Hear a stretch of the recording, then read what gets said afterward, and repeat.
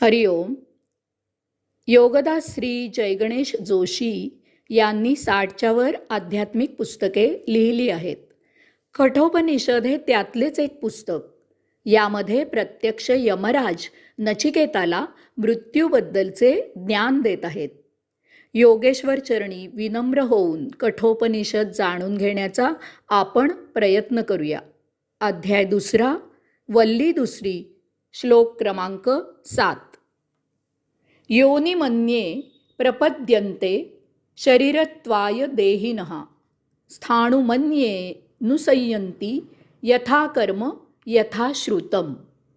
अन्वयार्थ: काही आत्मे शरीर धारण करण्यासाठी योनीमध्ये प्रवेश करतात, तर काही स्थिर स्थामध्ये प्रवेश करतात. हे सर्व ज्याच्या त्याच्या कर्मानुसार आणि ज्ञानानुसार होत असते. या विश्वात काहीही नष्ट होत नाही. आमच्या ऋषींनी हे उपनिषदातून केव्हाच सांगून ठेवलेले आहे. आता विज्ञानही या सिद्धांतांना मान्यता देते की कोणतीही गोष्ट पूर्णतया नष्ट होत नाही, तिचे रूपांतर होते. परंतु प्रत्येक गोष्ट कोणत्या ना कोणत्या तरी रूपात सतत कायम अस्तित्वात राहते. आमच्या ऋषींनी आत्मा अनादी अनंत आहे असं सांगितलेलं आहे. वस्तू गोष्टी नष्ट झाल्या तरी त्यांची राख पृथ्वीत मिसळून राहील. पाणी तापले तर त्याची वाफ वायूमध्ये मिसळून राहील. अशा प्रकारे येथील सर्व कोणत्या ना कोणत्या तरी स्वरूपात आकाशात सामावून राहील. आकाश नष्ट झाले तर ते सूर्यात मिसळून जाईल, कारण सूर्यापासून ग्रहमाला तयार झाल्या आहेत. असे अब्जावधी सूर्य आहेत. ते जर नष्ट झाले तर ते ओंकारात मिसळून राहतील. त्यानंतर परमात्म्याला वाच्य करायला येथे काही शिल्लक असणार नाही. यास्तव ओंकार परम आत्म्यात विरून जाईल. हाच प्रलय होय, पुन्हा विश्वाची उत्पत्ती. शरीर थकतं, ते सृष्टीलीला उपभोगू शकत नाही. अंतरात्मा त्याचा त्याग करून बाहेर पडतो. त्यामुळे जीवाची आत्मचेतना गेल्यामुळे जीव शरीर मृत पावतं.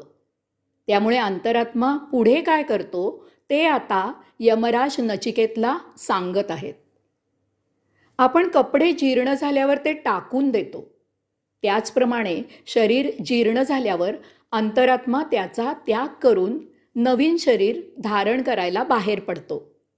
शरीराचा त्याग केल्यावर आत्म्याला नवीन शरीर धारण करण्यासाठी गतजीवनात त्या जीवाने जे भोग संचित केले आहेत, ज्या वासना अपूर्ण आहेत, त्याप्रमाणे नवीन देह धारण करावा लागतो. कारण शरीराबाहेर पडताना आत्म्याला हे संचित भोग लपेटून त्याच्यासह त्या अतृप्त वासनाही बाहेर पडतात. हे संचित भोग वासना संपुष्टात आल्याशिवाय आत्मा स्वतःच्या मर्जीने नवीन देह धारण करू शकत नाही किंवा आपल्या मूळ परमा आत्म्यात विलीनही होऊ शकत नाही. संचित वासनांमुळे तो यासाठी मुक्त नसतो. येथे आत्मा 2 प्रकारे देह धारण करतो. एक तर तो योनीमध्ये प्रवेश करतो, म्हणजे चल सजीव योनीमध्ये आत्मा देह धारण करतो. मनुष्य, पशु, पक्षी, किडे, मुंग्या इत्यादीत नवा जन्म होतो. किंवा दुसरे म्हणजे अचल स्थिर स्थावर जीवात देह धारण करतो, म्हणजे वृक्ष, झाड, वनस्पती, दगड, माती, धातू इत्यादीत नवा जन्म घेतो, नवा जन्म होतो. याचा अर्थ येथे निर्जीव असे काहीही नाही. जळी, स्थळी, काष्टी, पाषाणी चेतना सतत भरलेलीच असते. चल अचल हे सर्व सजीवच आहेत. चल अचल आहेत हे तर आपण अनुभवतो, पाहतो. अचलमध्ये झाड, वनस्पती इत्यादी सजीव आहेत, हेही आपण पाहतो. परंतु दगड, माती, धातूही सजीवच आहेत. फक्त तेथे चेतना सुप्त असते इतकंच. आपले ऋषी पर्वतात, दगडात, धातूत देव पाहायला, त्यांची उपासना करायला का सांगतात, याचा उलगडा येथे होतो. यमराज सांगत आहेत की आत्म्याला संचित भोग आणि वासनांप्रमाणे नवीन देह धारण करावा लागतो. हे संचित आपण पूर्वजन्मात केलेल्या कर्माचे आणि ज्ञानाचे फळ असते. जशी करणी तशी भरणी. आपल्यातील चेतना उत्स्फूर्ततेने प्रक्षेपित होत असते, बाहेर पडत असते, प्रकट होत असते. तो स्वयं चेतना असल्यामुळे ती दबलेली राहू शकत नाही. या चेतनेमुळे जीव वळवळ चळवळ करत असतो. तो स्वस्थ राहू शकत नाही. या स्वयं चेतनेला अशा प्रकारे नैसर्गिकरित्या सृष्टीलीला उपभोगायला मोकळीक द्यावी.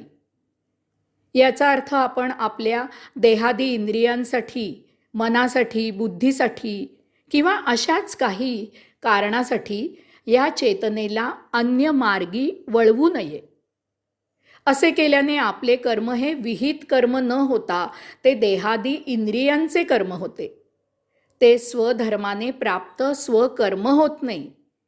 अशाने देहादी इंद्रियांच्या मर्जीने भोग उपभोगले जातात. प्रभूला अपेक्षित सृष्टीलीला उपभोगली जात नाही. आपण देहादी इंद्रियांचे भोग कितीही उपभोगले तरी ते कधीही तृप्त होत नाही. एक भोग संपतो तोच मुळी दुसरा भोग निर्माण करून एका पाठोपाठ एक असे देहादी इंद्रियांचे भोग निर्माण होत असतात. हे एक दुष्ट चक्र आहे. याला कधीही शेवट नसतो. याचे वेळीच आकलन झालं नाही तर जीव या भोगयोनीत अडकून राहतो. अशा परिस्थितीत आत्मा कधीही स्वयंप्रेरणेने सृष्टीलीला उपभोगू शकत नाही. तो कधीच मुक्त होऊ शकत नाही. तो या भोग मालिकेत अडकतो. यास्तव यमराजांनी कर्माबरोबर ज्ञानाला महत्त्व दिलं आहे. ज्ञानाने हे समजून घ्यावे. ज्ञानी नैसर्गिक प्राप्त कर्म करील. तो देहादी इंद्रियांच्या आहारी जाणार नाही. मृत्यूनंतरचे हे ज्ञान त्याआधी त्याप्रमाणे जगण्यासाठी फार महत्त्वाचे आणि उपयुक्त आहे. हरिओम.